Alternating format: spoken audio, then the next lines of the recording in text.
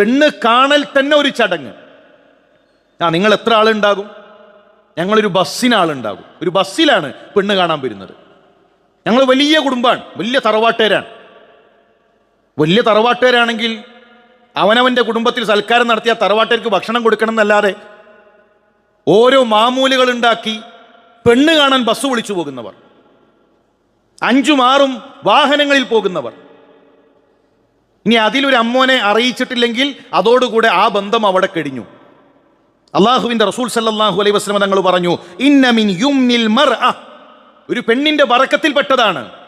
കുടുംബജീവിതത്തിലേക്ക് കടക്കുന്ന ഒരു പെണ്ണിന് ആ കുടുംബജീവിതത്തിൽ ബറക്കത്ത് ലഭിക്കാനുള്ള കാരണമാണ് തൈസീറു ഖിത്ബതിഹാ വതൈസീറു സദാഖിഹാ. അവളെ പെണ്ണ് കാണൽ, ആ കല്യാണം ഉറപ്പിക്കൽ, ആ ചടങ്ങ് എളുപ്പമായിരിക്കും. 2 കാരണവന്മാരുണ്ട്. അവർ കൂടി ഏതാ പറ്റിയൊരു ദിവസം, ശരി ഇന്ന ദിവസം വേറെ പ്രോഗ്രാം ഒന്നുമില്ല, നമുക്ക് അന്ന് നടത്താം, അത്രേ ഉള്ളൂ. അല്ലാതെ അതൊരു ചടങ്ങ്, അതിന് ഓഡിറ്റോറിയം ബുക്ക് ചെയ്ത്, അതിന് പ്രത്യേകമായ ഫ്ലെക്സ് അടിച്ച്, അതിന് പോസ്റ്ററുകൾ ഇറക്കി, അതൊരു ഗംഭീര ചടങ്ങുകളാക്കി നടക്കുന്ന രൂപം. കാണാൻ വരുന്നത് തന്നെ എല്ലാ ചെക്കന്മാരെയും കൂട്ടിയിട്ടാണ്, എല്ലാ കൂട്ടുകാരെയും കൂട്ടിയിട്ടാണ്. എന്നിട്ട് അവരെ സർവേ എടുക്കുകയാണ് അഭിപ്രായം. കാണേണ്ടത് ചെക്കനാണ്, കല്യാണം കഴിക്കേണ്ടവനാണ് കാണേണ്ടത്. അവന്റെ കൂടെയുള്ളവരുടെ മുന്നിൽ അണിഞ്ഞൊരുങ്ങി വന്നു നിൽക്കൽ ദീനല്ല.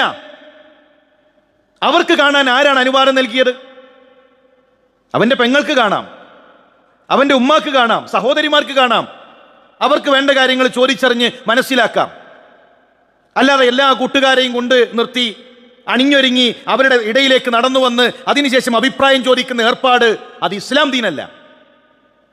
മാത്രവുമല്ല, പല രൂപത്തിലുള്ള ഏർപ്പാടുകൾ ഇന്ന് അതിൽ നടന്നുകൊണ്ടിരിക്കുകയാണ്. എല്ലാവരുടെ അഭിപ്രായം എന്നിട്ട് കേട്ട് അവർക്കെല്ലാം ഇഷ്ടപ്പെട്ടിട്ടാണ് കല്യാണം തീരുമാനിക്കുക. മാർക്കിടാനായിട്ട് ചില സ്ത്രീകളെ കൊണ്ടുപോകും. കുടുംബത്തിൽ ഏതോ അകന്ന ആളുകൾ അവരുണ്ടാകണം.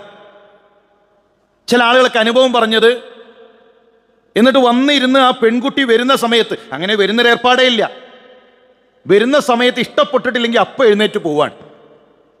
ഭക്ഷണം സാധനം എല്ലാം ഒരുക്കി വെച്ചിട്ടുണ്ട്. വന്നു കണ്ടു, കൂട്ടത്തിൽ ഒരുത്തിക്ക് ഇഷ്ടപ്പെട്ടിട്ടില്ല. അവൾ എഴുന്നേറ്റ് അവൾ തിരിച്ചു നടക്കുന്നു, വന്നവരൊക്കെ തിരിച്ചു പോകുന്നു. ഈ കുടുംബം അത്രയും ആളുകളുടെ മുന്നിൽ അപമാനിതരായി നോക്കി നിൽക്കുന്നു. ചില ഗൾഫുകാരൊക്കെ 2ഉം 3ഉം തവണ നാട്ടിൽ വന്ന് കല്യാണം നടക്കാതെ തിരിച്ചു പോവാൻ. അവൻ എത്രയോ കാര്യം ഇഷ്ടപ്പെട്ടിട്ടുണ്ട്, ദീനുണ്ട്, നല്ല സ്വഭാവമുണ്ട്, എല്ലാം ഉണ്ട്. പക്ഷെ കൂടെ വരുന്ന ചില സ്ത്രീകൾക്ക് ഇഷ്ടപ്പെടുന്നില്ല. അവർ വിചാരിച്ച സെന്റിമീറ്റർ പല്ലില്ല, അവർ വിചാരിച്ച ആ ഗ്യാപ്പ് 2 പല്ലിൻ്റെ ഇടയിലില്ല, മുടിൻ്റെ നീളത്തിനില്ല. അങ്ങനെ 2ഉം 3ഉം 4ഉം തവണ പ്രവാസത്തിൽ നിന്ന് വന്ന് തിരിച്ചു പോകുന്ന എത്രയോ മനുഷ്യന്മാരുണ്ട്. ഇഷ്ടപ്പെടേണ്ടത് ചെക്കനാണ്. അവൻ ഇഷ്ടപ്പെട്ടു, അവൾക്ക് ദീനുണ്ട്, 2 പേർക്കും മനസ്സിന് ഇഷ്ടമുണ്ട് എങ്കിൽ അവരെ ജീവിക്കാൻ അനുവദിക്കണം. മറ്റു പ്രശ്നങ്ങളുണ്ട് എങ്കിൽ അത്തരം വിഷയങ്ങൾ പറയുക എന്നതല്ലാതെ ബാക്കിയുള്ളവരുടെ ഇഷ്ടത്തിനനുസരിച്ചുകൊണ്ടല്ല ഇത്തരം കാര്യങ്ങൾ നടക്കേണ്ടത്. പിന്നെ മിഠായി കൊടുക്കൽ എന്നൊരു ചടങ്ങാണ്.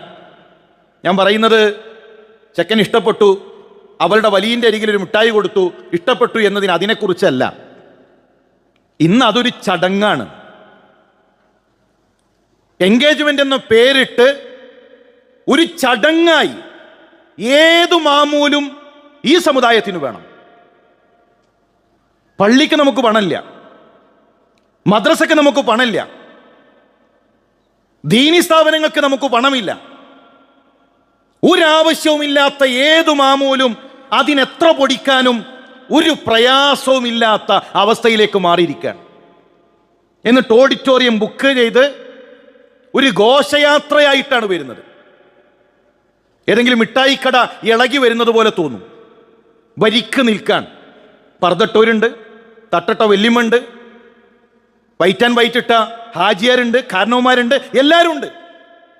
എന്നിട്ട് ഓരോരുത്തരുടെ കൈകളിൽ ഓരോ പിരമിഡ്, ഓരോ മിഠായിയുടെ താജ്മഹലും, അങ്ങനെ ഉയരത്തിൽ ഓരോ സാധനങ്ങൾ കെട്ടിവെച്ച് ഘോഷയാത്രയായിട്ടാണ് കല്യാണം ഉറപ്പിക്കാൻ വരുന്നത്. അതിലൊരു ഐഫോൺ. എന്നിട്ട് ഒരുത്തി പറഞ്ഞു കൊടുക്കുകയാണ്. അപ്പം ആദ്യം ആരെ വിളിക്കുന്നത്? ഏതായാലും ആദ്യത്തെ കോൾ അവനെ തന്നെ ആകട്ടെ.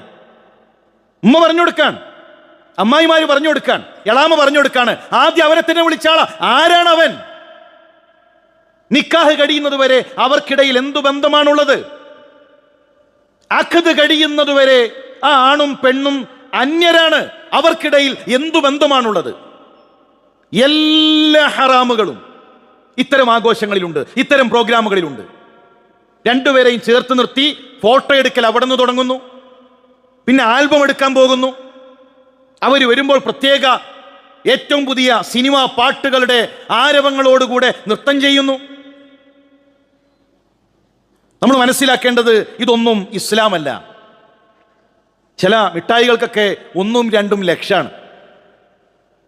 എന്നിട്ട് തറവാടിത്തം കാണിച്ചു കൊടുക്കുന്നത് ഈ പൈസ പൊടിച്ചിട്ടാണ്. ഞങ്ങളത് ഇത്ര ഉഷാറാക്കിയിട്ടുണ്ട്.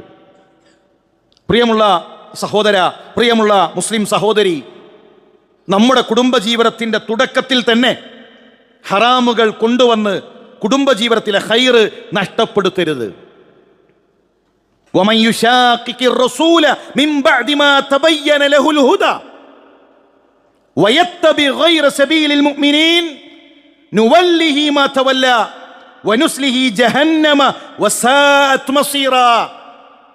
മുഅ്മിനീങ്ങളുടേതല്ലാത്ത, ഇസ്ലാമിൻ്റെതല്ലാത്ത ഏതെങ്കിലും മാർഗത്തിലേക്ക് നമ്മൾ തിരിഞ്ഞു കളഞ്ഞാൽ ഇത് ദീനല്ല എന്ന് ഉറപ്പാണല്ലോ. ഈ കാട്ടിക്കൂട്ടുന്ന ഏർപ്പാട്, ഇത്തരം മാമൂലുകൾ, അതിനെ പൊങ്ങച്ചമെന്നല്ലാതെ ഇസ്ലാം എന്ന് വിളിക്കാൻ കഴിയുമോ? ആ പൊങ്ങച്ചത്തിലേക്ക് നമ്മൾ പോയി കഴിഞ്ഞാൽ നമ്മൾ തിരിഞ്ഞിടത്തേക്ക് അള്ളാഹ് തിരിച്ചുവിടും. കുടുംബജീവിതത്തിൽ കേൾക്കുന്നുണ്ടല്ലോ തലാഖുകളും പ്രശ്നങ്ങളും. എന്താ ഇത്ര വരികാനുള്ള കാരണം? കുടുംബത്തിൽ ഖൈറുണ്ടാകേണ്ട, കുടുംബത്തിൽ ബറക്കത്തുണ്ടാകേണ്ട അത്തരം കാര്യങ്ങളെല്ലാം നമ്മൾ നഷ്ടപ്പെടുത്തുന്നു. അതുകൊണ്ട് പ്രിയമുള്ളവരെ, വളരെ ഗൗരവത്തോടുകൂടെ ഇത്തരം വിഷയങ്ങൾ നോക്കിക്കാണുക. ബറക്കത്തെന്ന് പറഞ്ഞാൽ അത് എളുപ്പമുള്ള രൂപത്തിൽ ചെയ്യലാണ്. അത് വിവാഹം ഉറപ്പിക്കലാണെങ്കിലും മഹറാണെങ്കിലും എല്ലാം ഇസ്ലാമിൽ എളുപ്പമാണ്. കല്യാണം ഉറപ്പിച്ചിട്ട് പിന്നെ നീട്ടിവെക്കുന്ന ആളുകളാണ്. ശരി, കല്യാണം ഉറപ്പിക്കാൻ ഇനി എപ്പോഴാണ് നിക്കാഹ്? 1 കൊല്ലം കഴിഞ്ഞിട്ട്, 2 കൊല്ലം കഴിഞ്ഞിട്ട്, അങ്ങനെ നീട്ടിവെക്കുന്നവർ ചെറിയ കാരണത്തിന്. 1 കൊല്ലം എന്ന് പറഞ്ഞാൽ ഒരു മനുഷ്യന്റെ ജീവിതത്തിലെ ഒരു വിലപ്പെട്ട കാലാണ്. ഒരാവശ്യവുമില്ലാതെ ആ കല്യാണം ഇങ്ങനെ നീട്ടിവെക്കുക. കുടുംബത്തിൽ നിന്ന് ആരോ ഒരാൾ ഗൾഫിൽ നിന്ന് വരാനുണ്ട്, കുടുംബത്തിൽ ഏതോ ഒരാളെ കല്യാണം റെഡിയാകാനുണ്ട്. അത് റെഡിയാകുമ്പോൾ അത് നടക്കട്ടെ. മുത്തമ്മാന്റെ മോന്റെ കല്യാണം കഴിഞ്ഞിട്ടില്ല, ശരി, അവന് കല്യാണം ആകുന്ന സമയം അള്ളാഹ് കണക്കാക്കിയൊരു സമയം ഉണ്ടാകും, ആ സമയത്ത് നടക്കട്ടെ. അതിന് കല്യാണം ഉറപ്പിച്ച, ഒന്നിച്ച് ജീവിക്കാൻ തീരുമാനിച്ച ഇവരെ എന്തിനാണ് കാത്തു നിർത്തുന്നത്?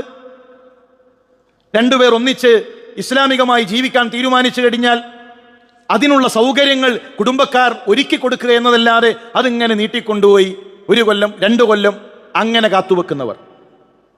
അതിൽ ധൃതി കാണിക്കാൻ ഏറ്റവും എളുപ്പത്തിൽ മതബോധമുള്ള 2 പേരെ ചേർത്തുവെക്കാൻ അത്തരം വിഷയങ്ങൾ നമ്മൾ ശ്രദ്ധിക്കേണ്ടതുണ്ട്.